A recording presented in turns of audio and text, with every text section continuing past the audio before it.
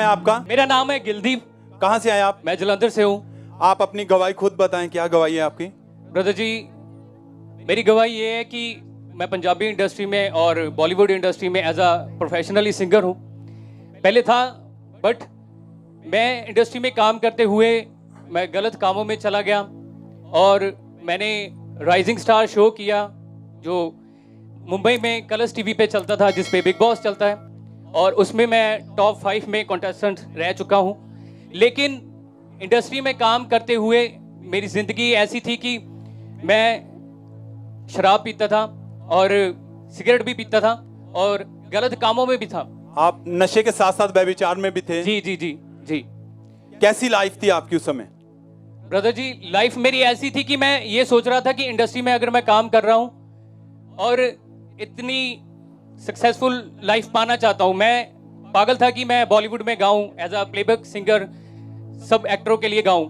Brother आप बताएं, ये जो फोटोज हैं आपकी, ये किन के साथ है आपकी फोटो? ये कलर्स टीवी पे मेरा ऑफरिंग ग्रुप था, ये मैं लीड सिंगर पे खड़ा हूँ। ये मेरे शोज की सारी फोटोज हैं, पोस्टर्स हैं। ये मास्टर सलीम जी के साथ हैं। और ये मेरा जो प्रोफेशनल मैंने पहले सॉन्ग किए थे पंजाबी सॉन्ग्स, और ये रवि दुबे हैं जो एंकर हैं कलर्स टीवी पे, और हंसराज जी के साथ भी मैंने परफॉर्म किया दूरदर्शन में, और शंकर महादेवन जी जो कलर्स टीवी पे जज थे उनके साथ भी मैंने परफॉर्म किया, और दिलजीत दोसांझ उनके साथ भी परफॉर्म किया टॉप 5 में कंटेस्टेंट। और ये खालसा कॉलेज जलंधर की ये फोटो है, वहाँ पे भी मैंने, ये भी कलर्स टीवी की फोटो है, और ये LPU की फोटो है। मैंने वहाँ पे 4 साल की डिग्री की म्यूजिक में, तब मैं परफॉर्म करता। ये खान साहब और संग्राम जो पंजाबी इंडस्ट्री में सिंगर हैं उनके साथ है, और इनके साथ मैं लाइव प्रोग्राम करता था, मेले वगैरह करता और था। इन सभी के साथ आपका उठना बैठना था, इनके साथ आप गाते थे? ये बॉलीवुड सिंगर बैनी दयाल है जो सब इंडस्ट्री में प्लेबैक सिंगर के लिए गाते हैं, उनके सब एक्टरों के लिए गाते हैं। बॉम्बे में था मैं तब, MTV में। आप इनके साथ बॉम्बे में थे? जी जी जी जी। अब बताएं कैसे था आपका उस समय, लाइफ कैसी थी आपकी? लाइफ ब्रदर मेरी ऐसी थी कि मैं बिल्कुल ही, मतलब मैं ये सोच रहा था कि अगर मैं ऐसी ही लाइफ गुजारूंगा कि नशा भी करूंगा, इंडस्ट्री में काम करते हुए इतना पैसा कमा के, मतलब मुझे ज़्यादा ऐसा था कि मैं अगर पैसा कमाता था तो मैं सारा पैसा अपने कपड़ों पे और अपने यारों दोस्तों में उजाड़ देता था ऐसे ही। आप अपने ऐशो आराम में सब खर्चा करते थे, घर वालों को कुछ नहीं देते थे? आपकी लाइफ टोटली पूरी तरह से ऐसी थी सारी? ब्रदर जी, घर में मैं खर्चा देता था, अपनी पॉकेट मनी भी रखता था, लेकिन इतना पैसा कमाने के बावजूद भी मैं मेले वगैरह करता था, और भी शोज़ वगैरह करता था, डिवोशनल शोज़ करता था, मैरिज के शोज़ करता था, होटल के शोज़ करता था।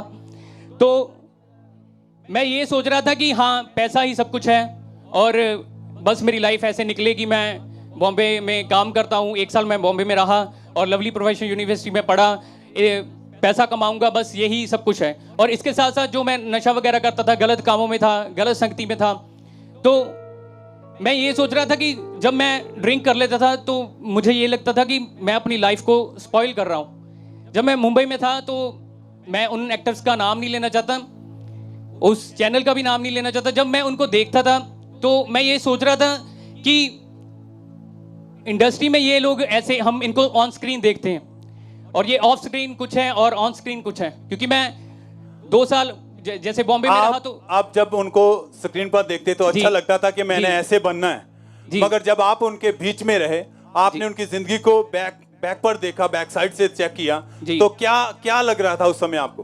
ब्रदर जी, मैं ये देखता था कि इंटरनल लाइफ इनकी कुछ और है, और ऑन स्क्रीन जैसे मैं सोच रहा था कि सब कुछ बढ़िया है, सब कुछ अच्छा है।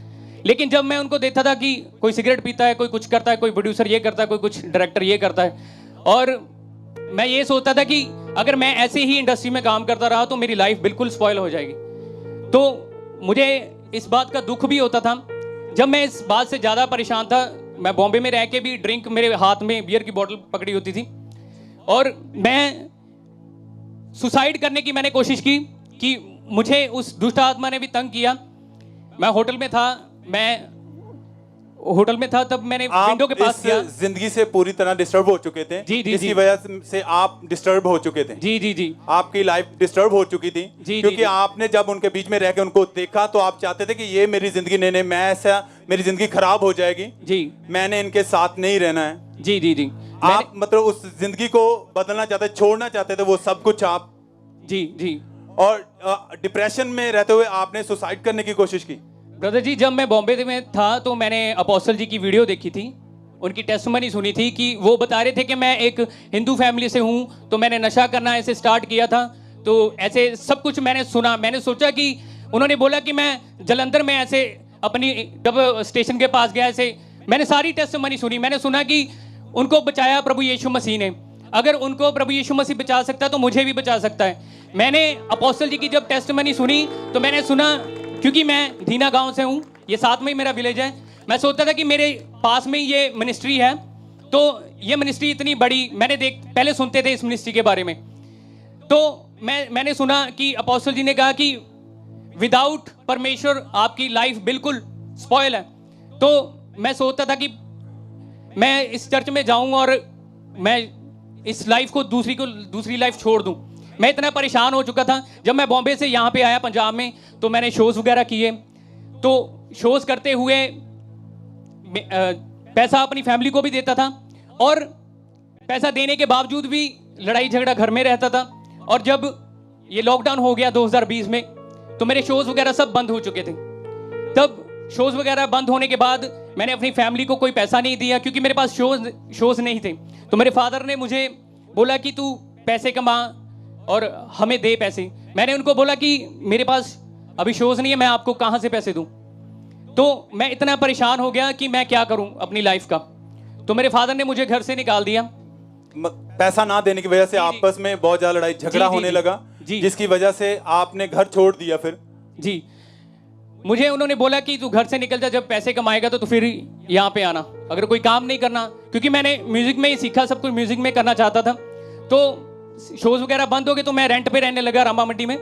और मैं इतना परेशान हो गया, डिप्रेशन में चला गया। मैंने सुबह उठना, नहा के फिर फ्रेश होके फिर बेड पे लेट जाना, और मैंने सोचते रहना क्या करूँ अपनी लाइफ का, क्योंकि शोज़ भी नहीं थे मेरे पास। और आप पूरा दिन अपने रूम में बंद रहते थे और सोचते रहते थे जी, और डिप्रेशन में चले गए थे जी, और जिसकी वजह से आपने 4 बार सुसाइड करने की कोशिश की। जी जी जी। कैसे ब्रदर जी, जब मैंने अपनी फैमिली को पैसा देना बंद किया, तब मेरे फादर ने मुझे इतना ही बोला कि तूने डिग्री की और इंडस्ट्री में काम करता था, तेरे पास कुछ नहीं, तूने किया कुछ नहीं। और यही बातें मेरे दिमाग में ज़्यादा ऐसे होती रही। तो मैं यहाँ पे फुल्लीवाल के पास, वहाँ पे मैं सुसाइड करने जा रहा था। ट्रेन के नीचे मैं बोलता था कि मैं अपना सिर दे दूँ। तो फिर मैंने सोचा कि बस के नीचे आ जाऊँ, ट्रक के नीचे आ जाऊँ। ऐसे मैंने 3-4 बार सुसाइड करने की कोशिश की। ट्रेन के नीचे आके, बिल्डिंग से कूदकर, जी, गाड़ी के नीचे आकर आप चाहते थे कि मैं इस लाइफ को खत्म कर दूं। हाँ जी ब्रदर, क्योंकि मुझे बोलते थे कि तू पढ़ाई करके भी, इंडस्ट्री में काम करके भी तू सक्सेसफुल नहीं हुआ, कुछ भी नहीं किया, तो तू क्या कर सकता है ज़िंदगी में अपने। क्योंकि आपके परिवार वाले और आपके सभी रिश्तेदार या दोस्त आपको ये ताने देते थे, जिनको सुनकर आप डिप्रेस में हो चुके थे पूरी तरह। जी ब्रदर। खामरा चर्च के बारे में आपको कैसे पता चला था ये? ब्रदर जी, जब मैं फिर पंजाब में वापस आ गया, तो रूम में अपने मैंने फिर एक दिन मैं यूट्यूब देख रहा था, तो मैंने स्क्रीन अपनी स्क्रॉल कर रहा था फ़ोन की, तो वहाँ पे अपोस्टल जी की फिर वीडियो आई। मैंने सरमन सुनने स्टार्ट किए, फिर मैंने वीडियो सुनी अपोस्टल जी की टेस्टमनी, फिर दोबारा सुनी, फिर मैंने ज़्यादा सरमन इनके सुनने स्टार्ट कर दिए। तो मैंने सोचा मैं क्या कि यीशु मसीह मुझे इन चीज़ों से आज़ाद कर सकता है। क्योंकि ब्रदर जी, मैं सारी जगहों पे घूम के आ गया, सारी जगह पे मुझे कहीं भी शांति नहीं मिली, कहीं भी पीस नहीं मिला। तो मैंने सोचा कि मैं इस चर्च में जाऊंगा और परमेश्वर मुझे चंगा करेगा, आज़ाद करेगा। सब पहले तो अपने हाथों को उठाएं, परमेश्वर के लिए थैंक्स करें। Thank you Jesus. परमेश्वर के दास के लिए थैंक्स करें, क्योंकि खुदा ने उनको चुना है।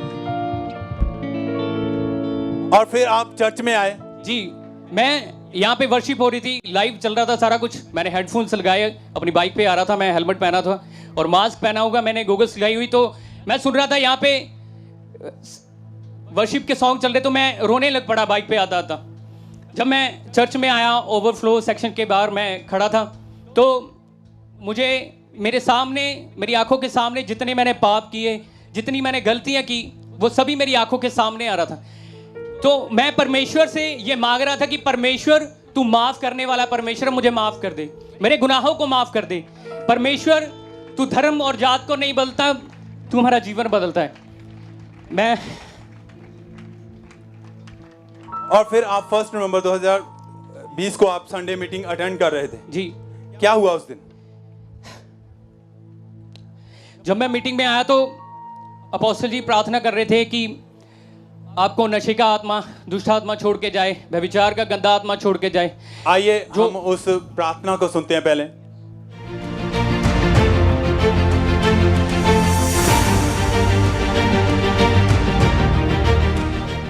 दुष्ट आत्मा चली जाए, नशे की आत्मा चली जाए, गंदा आत्मा चला जाए, व्यभिचार की आत्मा चली जाए, in the mighty name of Jesus Christ. क्या हुआ ब्रदर उसके बाद? ब्रदर जी, जब जैसे मैं रेगुलर चर्च आता गया तो मुझे इस चीज से खुदावन ने आजादी दी। जब मैं प्रार्थना को रिसीव करता था, इन चीजों से परमेश्वर ने मुझे आजादी दी। अपोस्टल जी की प्रार्थना को मैं रिसीव करता था। मैंने परमेश्वर को बोला कि परमेश्वर तेरा मैं थैंक्स करता हूं, लाखों करोड़ों बार मैं तेरा थैंक्स करता कि तूने जलंधर में अपना दास खड़ा किया, जिसके द्वारा ये लाखों रूहें बची हैं। मैं परमेश्वर का छाती ठोक के थैंक्स करता हूं कि परमेश्वर ने अंकुर नूल्ला जी को खड़ा किया जलंधर में। Thank you Jesus, hallelujah. भाई आप कितने समय से आप पूरी तरह आजाद हैं डिप्रेशन से, नशों से? ब्रदर जी, जैसे मैंने आजाद तो हूं मैं, लेकिन मैं ये बात कहना चाहता हूं, जब मैंने यो नशा करता था तो फैमिली तब कुछ नहीं कहती थी। जब मैंने मसीह को ग्रहण कर लिया तो उन्होंने और ज्यादा मेरा विरोध करना शुरू कर दिया। आज भी मैं रेंट पे रहता हूं, लेकिन मैं ये कहता हूं, सारे मुझे बोलते हैं कि तू सारे शोज वगैरह छोड़ चुका, सब कुछ छोड़ चुका, क्यों पागल हो गया? मैं उनको ये बोलता हूं कि नहीं, मैंने जिंदा परमेश्वर को जाना है जिसकी कब्र आज भी खाली है, और मैं उसको ही मानूंगा, उसके लिए गाऊंगा, उसके लिए है जीऊंगा। मैंने अपने फादर को, मेरे फादर ने मुझे बोला कि तू अंग्रेजों के गुरु को मानता है। मैंने उनको बोला मैं अंग्रेजों के गुरु को नहीं मानता, मैंने बाइबल पढ़ी। परमेश्वर ने इस भाई की लाइफ को चेंज किया है। सब जन अपने हाथों को उठा के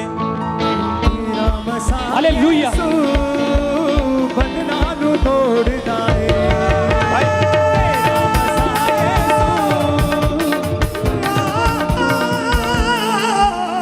क्या कहना चाहते हैं आप कि परमेश्वर ने आपकी जिंदगी को बदला है?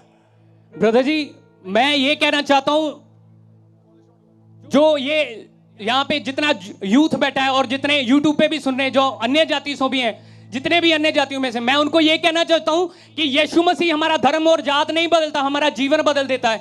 उसको जानो, वो जिंदा खुदा है, उसकी कब्र आज भी खाली है, उसकी कब्र आज भी खाली। मैं थैंक्स करता हूं परमेश्वर का। Hallelujah, hallelujah, hallelujah. हाथों को उठा के जीवन परमेश्वर के नाम को मैं